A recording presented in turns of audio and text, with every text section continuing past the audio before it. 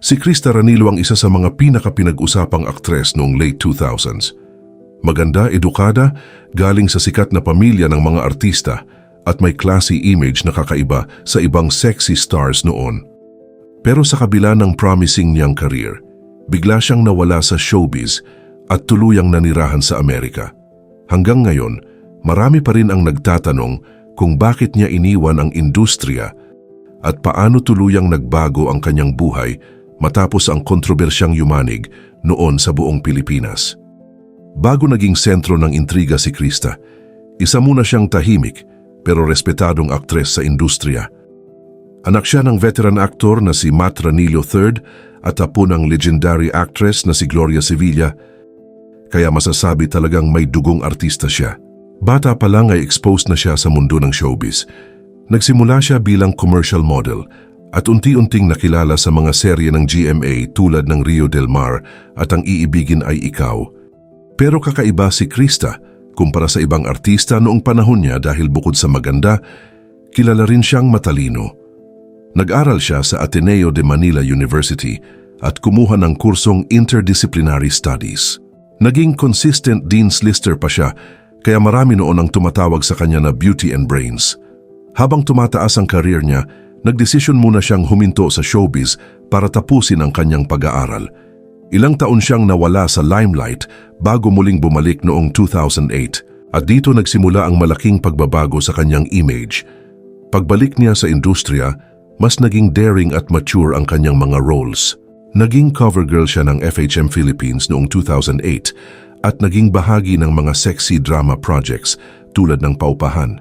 Marami ang nagsabi noon na isa siya sa pinaka-eleganteng sexy actresses ng generation niya dahil classy pa rin ang dating niya kahit sexy ang image. Sunod-sunod ang projects niya noon sa ABS-CBN.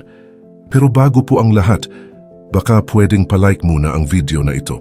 Isang simpleng click lang, pero malaking tulong yan sa aming mga content creators para makagawa pa ng mga kwentong gaya nito. Maraming salamat po. Naging bahagi siya ng Pieta, May Bukas Pa at iba pang teleserye.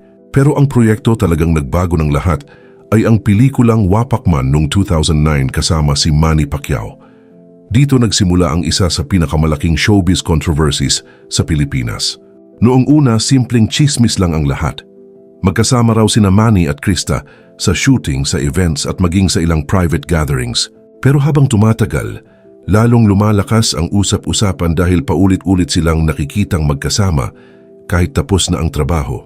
Umabot pa sa punto na nakita raw sila sa Baguio habang nagtitraining si Manny para sa laban niya kay Miguel Cotto. May sightings din umano sa Hong Kong at Las Vegas. Pero ang pinaka nagpasabog talaga ng issue ay nang lumabas ang isang video mula sa TMZ sa Amerika. Makikitang sumasakay si Manny Pacquiao sa isang sasakyan pagkatapos ng guesting niya sa Jimmy Kimmel Live at sa loob ng kotse ay may babaeng pilit nagtatakip ng mukha. Marami agad ang naniwalang si Krista iyon. Doon na talaga sumabog ng todo ang intriga. Kasabay nito, naging emotional din si Jinky Pacquiao. Hanggang ngayon, naaalala pa rin ng maraming tao ang viral moment kung saan nakita siyang umiiyak sa isang Thanksgiving Mass sa Las Vegas matapos ang laban ni Manny. Ayon sa mga reports noon, sobrang nasaktan si Jinky dahil sa mga balitang lumalabas. Sa mga interviews niya kalaunan, inamin niyang dumating sa punto na halos 4 na buwan silang hindi nag-uusap ni Manny dahil sa issue. Habang lumalala ang kontrobersya, si Krista naman ang naging sentro ng galit ng publiko. Marami ang bumatikos sa kanya. Halos araw-araw siyang laman ng tabloids, entertainment shows at online forums noon. Umabot pa raw sa punto na nakatanggap ng death threats ang kanilang pamilya dahil sa sobrang init ng issue. Mas lalo pang uminit ang usapan nang lumabas ang samut-saring chismis tungkol sa mga umano'y regalo ni Manny kay Krista. Isa sa pinakapinag-usapan noon ay ang balitang binilhan daw umano siya ng mansion sa Loyola Grand Villas sa Quezon City. May mga reports ding nagsasabing may mamahaling sasakyan at luxury gifts na ibinigay umano sa aktres. Pati mga trips abroad nila ay naging laman ng intriga.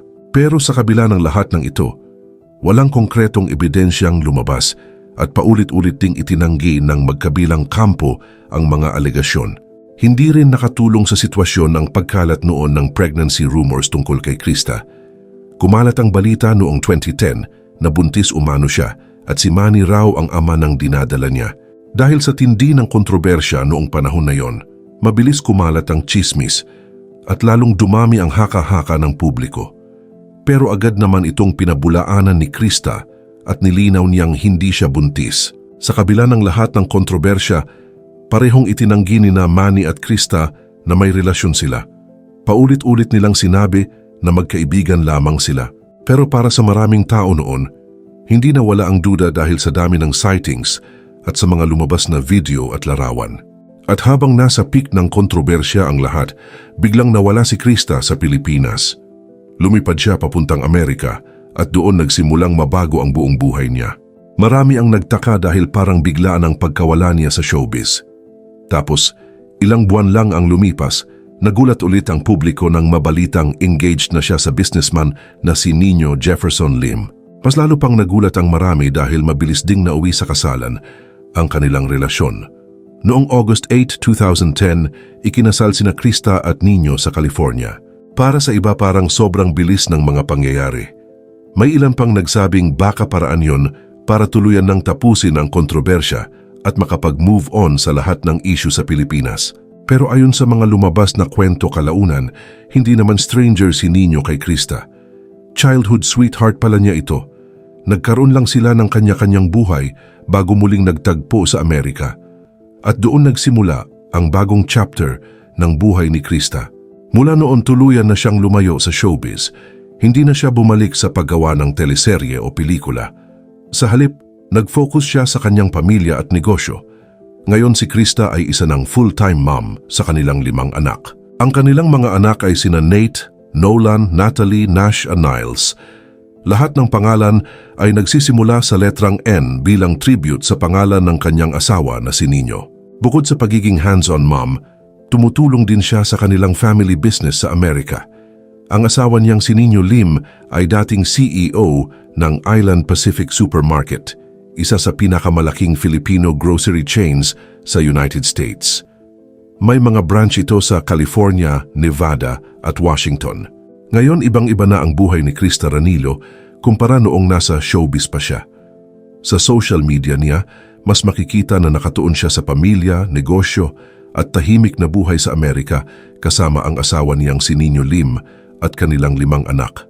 Noong 2022, muling naging usap-usapan si Krista matapos silang mag-renew ng vows ni Nino sa isang church wedding sa New York.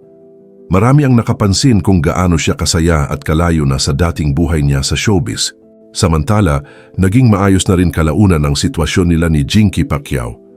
Inamin ni Jinky sa mga interviews na napatawad na niya si Krista at mas gusto na lamang niyang ibaon sa nakaraan ang lahat ng nangyari.